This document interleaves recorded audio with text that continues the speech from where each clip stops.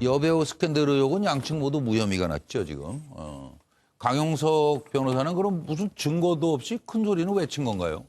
제3자로 보는 이 김영환 전 후보는 전방위 재정 신청을 하고 있습니다. 이런 문제들을 살펴보겠습니다. 일단 지금 상황이 김부선은 침묵하는데 김영환은 재정 신청을 한다? 이건 무슨 일로 봐야 되는지. 연인 관계 입증할 증거가 많다. 그리고 강 변호사가 이 변호를 맡으면서 이재명 상대로 민사 형사 고소를 하고 큰 소리를 쳤는데 검찰이 사진이 한 장도 없어요. 제3자 진술도 없다니까요. 그럼 어떻게 불기소 처분해버렸어요? 그런데 한 달째 침묵 중이에요. 그 와중에 또 강 변호사는 또 법정 구속이 된 상태고 참 이게 상황이 좀 그렇습니다. 그런데 김영환 전 후보는 재정 신청을 하고 해결되지 않으면 앞으로 국민 감정 소모될 것이다. 불기소로 덮을 수 없는 진실과 정의의 문제다. 신청 받아들여지면 국민조사단을 꾸릴 예정이다. 이런 지금 상황입니다. 의사들의 그 도움을 받아서 네. 점이 없다. 네. 이렇게 또 네. 셀프 생쇼를 하셨는데요. 네, 그렇게 혼자서 네. 셀프로 하셔도 네. 그 검찰이나 경찰에서 네. 그걸 과연 증거로 인정해 줄까요? 네. 그 만나는 과정에서 온갖 얘기들이 다 있고 온갖 장소가 다 있습니다. 그 대표적인 장소 중에 하나가 국가인권위원회 1층 주차장입니다.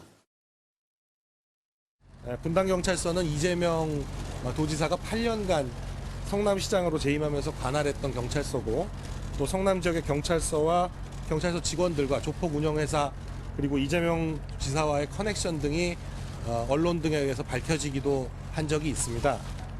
그래서 그동안 수사 진행 과정을 보더라도 여러 가지 좀 공정성을 의심할 만한 정황이 있었다 이렇게 보여집니다. 그래서 김부선 씨는 이재명에 대해서 공직선거법 위반, 정보통신망법 위반, 명예훼손, 무고 등으로 고소장을 서울에 소재한 검찰청에 다음 주 중으로 제출할 예정입니다. 그래서 이재명 도지사의 영향력이 덜 미치는 서울에서 고소인으로서 당당히 조사에 응하고 이재명에 대해서 법의 심판을 받게 할 것입니다.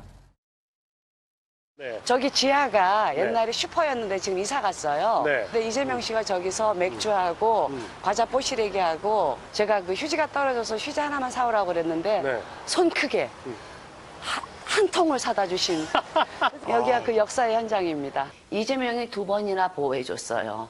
왜? 서로 부끄러운 일이니까. 네. 그리고 정말 고백하건대 유부남인 거 알고 저를 설득했을 때 불행한 결혼 생활을 하고 있다, 각방 쓴다고 했을 때 이혼할 수도 있잖아요. 그래, 김부선 혼자 외로웠는데 수십 년간 그래, 이런 남자친구로 사귀다가 결혼도 할 수 있겠지, 나라고, why not? 이런 생각이 들었어요. 저는 연인밖에 알 수 없는 가족의 비밀, 신체의 비밀을 다 알고 있습니다. 그 연인 관계라는 입장이시잖아요. 그렇습니다. 예, 연인 관계를 입증할 만한 증거나 혹시 자료가 있으실까요? 너무 많이 있습니다. 그렇지만 그건 수사기관에서 말씀드리겠습니다. 양해 부탁드리겠습니다. 저번에 이제 제출했던 경찰의 자료들이 있었다 그랬잖아요. 그거 말고도 또 다른 자료들. 네, 오늘 뭐 구하신 게 있습니까? 이것저것 써왔습니다. 저 네. 서울 소재에 있는 검찰청에 고소를 할 때 아주 많은 증거와 자료를 준비했습니다. 참 듣기에 따라서는 이건 뭐 연인이었고 뭐 그 두 사람만 아는 뭐 엄청난 게 있는 것처럼 하더니 일단 점이 어디 갔나 없어졌고 그렇게 너무 많이 하는데 얘기하시지 아껴뒀다 언제 어떻게 쓰시려고 그런지 모르겠어요. 정 의원님은 좀 이해가 되세요? 난 무슨 얘기인지 모르겠네. 이 문제를 참 언론에서 오랫동안 그 왈가왈부했죠. 아 그러니까요. 그 시간이 아까워 죽겠어요 지금. 근데 어쨌든 그 법정에서는 증거로 얘기하는 것이고 예. 기사는 팩트를 쓰는 것인데 예. 그 어떤 증거보다는 여론 또는 언론, 여론전 이런 데 좀 주력한 게 아닌가. 네. 그러니까 그동안에도 방금 앵커께서 말씀하셨듯이 뭐 점 얘기도 했고 또 사진을 올렸는데 그게 또 뭐 다른 사람 인물이고 네. 그래도 내리고. 뭐 스모킹 건이 있다고 했는데 지금 검찰에게는 뭐 관련된 뭐 증거 사진이 한 장 없다. 뭐 이런 얘기까지 나오고 있는 마당이기 때문에 어쨌든 간에 그 오랜 공방이 지금 현재로서는 뭐 어떤 검찰의 판단으로서는 증거가 없는 것으로 이렇게 지금 흘러가는 모습으로 이해가 됩니다.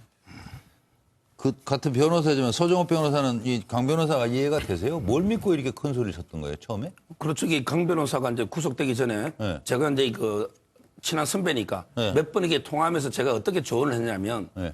정말 이게 조용하게 법리전을 펴십시오. 예. 그리고 이게 요란하게 여론전을 하면 안 됩니다. 우리 이게 수사에도 도움이 안 되고 또 이게 그 부작용도 큰 거예요. 그래서 이게 조용하게 법적 증거를 하나하나 챙겨서 이게 제출해서 가야 되는데 항상 이게 없으면서 인터뷰부터 먼저 이게 요란하게 하다 보니까 우리 이게 예고된 참사가 아닌가 이렇게 보이고요. 그다음에 두 번째 이재명 지사는 상당히 이 부분은 대응을 잘한 것 같아요. 바로 이게 셀프 신체 검증이라든지 네, 여기 예, 옥수동 미래에 대해서는 고발을 했잖아요. 예. 이런 식의 어떤 선제적인 대응 전략이 상당히 주요했다. 예. 이렇게 평가할 수 있겠고요. 예. 그다음에 마지막 그 재정 신청 하나 예. 잠깐 보면 김영환 전 김영환 후보가. 예. 이 부분도 이게 그 저는 이게 결론적으로요. 김영환 의원이 이게 재정 신청을 위해서 며칠 전에 이게 별 생각 없이 뭐 큰 효과 없이 바르게 고발했거든요. 왜냐하면 이게 우리 법에는 재정 신청은 3명 말 수 있어요. 뭐냐면 이게 그 고발을 한 후보자, 예, 예, 예. 고발한 후보자, 김영환 고발했잖아요. 그다음에 정당, 그다음에 선관위 딱 3개 말 수 있는데 근데 재정 신청이 뭐냐면 검사가 기소를 독점하고 있죠. 이걸 우리 기소 안한 소속법에 거에 대해서. 바로 이게 기소 독점주의의 중요한 예입니다. 그렇습니다. 왜냐하면 이게 검찰만 기소권이 있는데 예외적으로 이게 법원에서 직접 기소하는. 그런데 중요한 게 법원에서 사실을 조사할 수 없잖아요.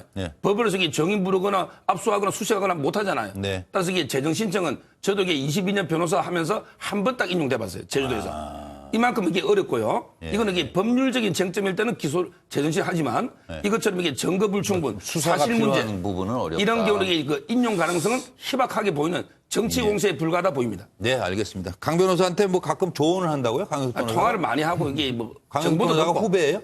저보다 1년 선배입니다. 아, 선배예요? 1년. 평소에도 말 잘 안 듣죠?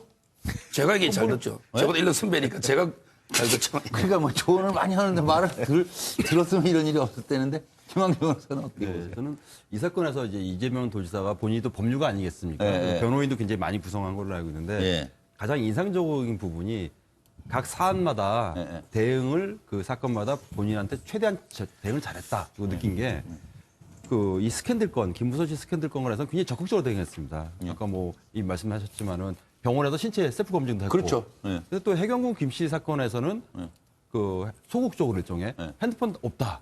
네. 예. 뭐 없다 이제 뭐 찾아봐라 뭐 이런 식 아니겠습니까? 그래서 이거에 대해서는 또 이제 검찰 수사가 또 굉장히 곤란한 상황에 놓여졌는데 이 대응을 되게 잘한 것 같고요. 네. 그래서 결국은 이 스캔들 건은 결국 뭐 법률 용어로 일세부재리. 그러니까 다시는 이제 이슈가 못 되게 예, 끝맺음을 잘한 것 같고 이 재정시청익은 뭐 개론적으로 말씀드리지만 인용률이 1% 미만입니다. 이거는 그냥 괜히 정치적 뭐- 공세, 계속 공세인데 동력받기는 어렵지 않을까 봅니다. 네, 알겠습니다. 정기랑 교수님. 그 기본적으로 저는 갑자기 이런 생각이 들었어요. 빈수레가 더 요란한 법이거든요.